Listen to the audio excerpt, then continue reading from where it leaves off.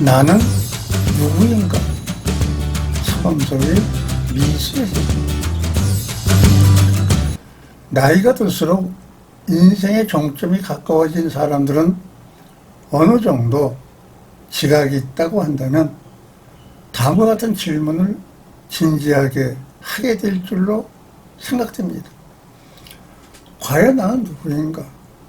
나는 어디서 왔다가 어디로 가는가를 생각해보지 않을 수가 없을 것입니다. 톨스토이의 참회록에는 아주 유명한 다음과 같은 우화를 소개하고 있습니다. 어떤 나그네가 광야를 지나다가 맹수가 덤벼들기에 이것을 피하려고 물 없는 우물 속으로 들어갔답니다. 그런데 우물 속에는 큰 뱀이 큰 입을 벌리고 기다리고 있었습니다. 우물 밑바닥에 내려갈 수도 없고 우물 밖으로 나올 수도 없는 나그네는 우물 안에 돌틈에서 자라난 조그만 관목까지 매달리게 됩니다. 우물 밖에는 자기를 기다리는 맹수가 있으니 얼마 지나지 않아 자기의 생명을 잃어버리게 되리라는 것을 잘 알죠.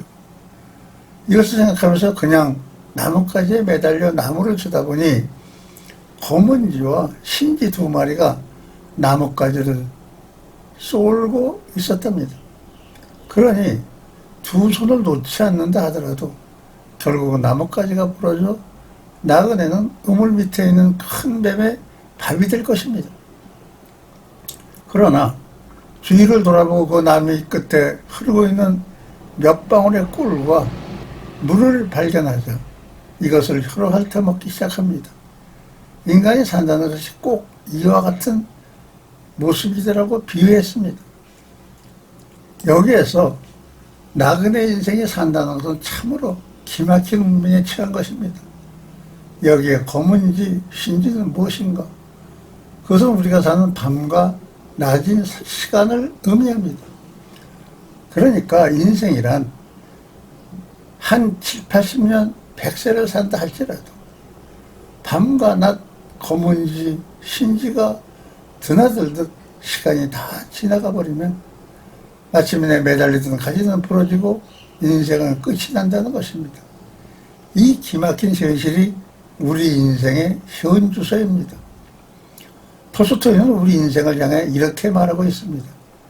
지금 아주 맛있는 꿀과 물을 드시고 계십니까? 또는 꿀과 물을 찾고 있습니까?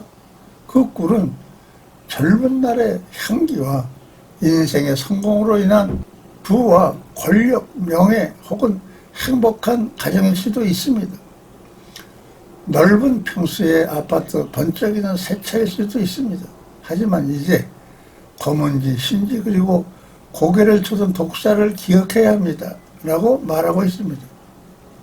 우리가 산다는 것은 과거와 현재, 미래의 연장선상에서 살고 있으며 과거로는 돌아갈 수 없고 미래는 아직 오지 않았으니 나의 미래는 먼저 간 사람들을 보면 인생의 죽음이 있다는 것이 분명한 미래의 사실입니다. 그렇다면 현재 시점에서 나는 미래를 위해 무엇을 해야 할 것인가를 생각하고 계획을 세워야 한다는 것입니다. 현재 시점에서 삶을 연장하려고 노력하는 것은 나뭇잎에 꿀과 물을 핥고 있는 나그네와 무엇이 다르겠습니까? 나그네가 우물 밖으로 나갈 수 없으면 과거로 돌아갈 수 없음이고 검은지와 신지 때문에 우물 밑으로 떨어지는 것은 면할 수 없는 미래에 전개될 현실입니다. 다만 죽음이 기다리고 있을 뿐입니다. 이것이 인생이랍니다. 인생은 태어날 때 두 주먹을 쥐고 울며 태어나지만 웃으며 태어난 인간은 없습니다. 나는 울고 있는데 주변 사람들은 웃으며 축복하고 손뼉을 치고 있습니다. 그러나 인생의 종말인 죽음에서는 두 손을 펴고 빈손으로 가야만 하는 것이 자연의 섭리입니다. 주위 사람들은 슬퍼하며 울고 있는 것입니다. 태어날 때는 자기 자신을 울면서 세상에 나오지만 주위 사람들은 기뻐서 웃지만 죽을 때는 그와 반대가 되는 것입니다. 시작이 있으면 끝이 있는 것처럼 인생도 시작과 끝이 있습니다. 출생하고 죽음이 있습니다.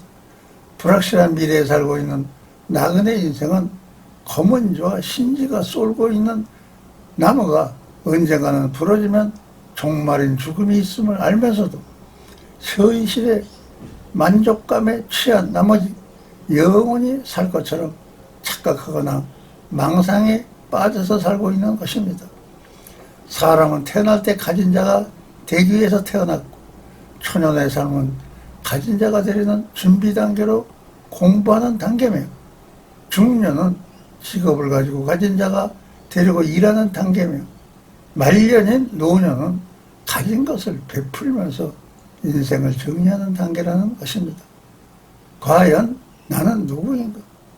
나는 어디서 왔다가 어디로 가는가를 생각해 보지 않을 수가 없을 것입니다.